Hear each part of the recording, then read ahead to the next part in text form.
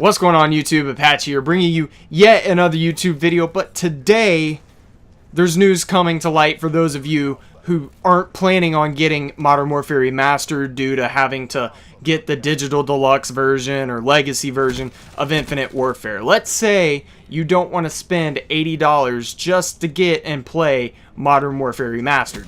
Now this is some potentially good, and there's negatives to it, but this is some potentially good news for you guys. David Pellis, which is the studio director at Raven Studios, which is making Modern Warfare Remastered, he did an interview with Game Reactor, which is a big gaming news website that they cover a lot of stuff. He did an interview with them, and he said this: "What we announced before today was that we were going to offer 10 maps on launch, and that's still true. The announcement today is that the 6 remaining maps we are actually going to be delivering to anyone who purchases Modern Warfare Remastered, or anyone who owns it or a version of Infinite Warfare that comes with it. They're all going to get 16 maps for no additional cost." Now that sounds kind of confusing if you're not actually following along. I can explain it pretty easily. Now the big thing to take away from what he said was that you can get the game and have the 16 additional maps if you get a version of Infinite Warfare that has it, being the Legacy or Digital Deluxe. We already know that. But he also said if you purchase Modern Warfare Remastered. He didn't say with Infinite Warfare. He kind of separated the two into different categories. Now what this could mean is that Modern Warfare Remastered will be released on its own, separate from Infinite Warfare, probably at a later date, probably in 2017 most likely. Now I think this because not only from what he said, but if you think about it, introducing Modern Warfare Remastered at the launch date of Infinite Warfare and bundling them together helps Infinite Warfare sales. But now they're also worried at Raven Studios that maybe some people aren't going to get the game because it's going to cost them $80 altogether.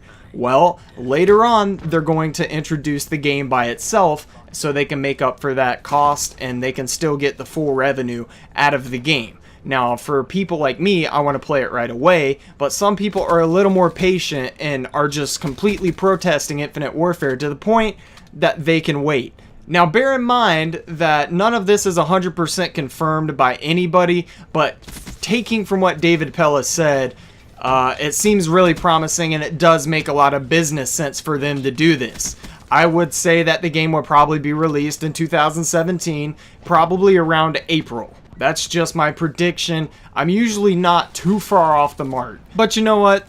Raven Studios has been really responsive over, feedback that they've got even before the game has dropped. Like tweaking the sounds of the guns to better match the original game. And I feel like after Modern Warfare drops with Infinite Warfare, they're going to get a lot of negative feedback from people who don't want to spend $80 or play Infinite Warfare in order to get Modern Warfare Remastered. So I feel like they're going to listen to that, and it makes a lot of business sense, and they're just going to drop it at a later date. However, again, I can't confirm this shit, so if I end up wrong, then I'm wrong and I'll come out and admit it.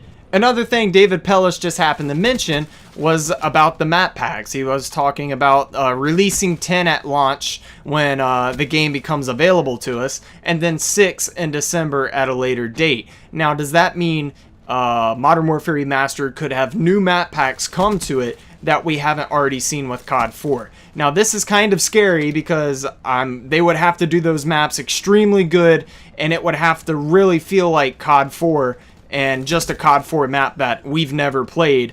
And if they mess that up, that's going to be really bad. Like, there's some things I don't mind them adding into the game that is new aged. Like if they made a Captain Price skin or a Captain Price appearance that you could wear in multiplayer, that wouldn't piss me off if you got that out of a supply drop. But if they start adding a bunch of goofy stuff, then they're just fucking asking for it. I don't know what else to tell you, to be honest with you.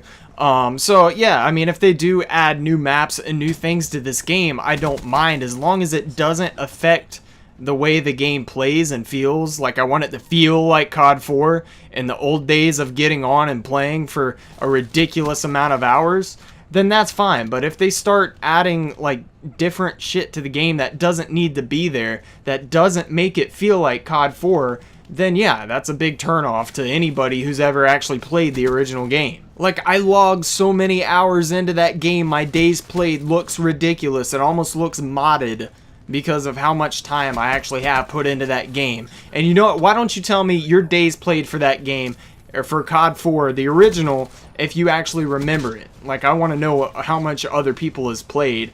I think I had something ridiculous, like 40 days played altogether on that game. I mean, I mean, I'm sure somebody out there has got me beat, but that's a lot, at least for my standards. But I just thought it would be nice to drop some intel on you guys, especially for those of you who are skipping out on Infinite Warfare and playing Modern Warfare Remastered for the majority or entirety of this upcoming year. I thought it would just be helpful, like I said. But with that said, guys, if you want to like and subscribe, it'd really help the channel grow, and I'd extremely appreciate it. But I will see you guys later.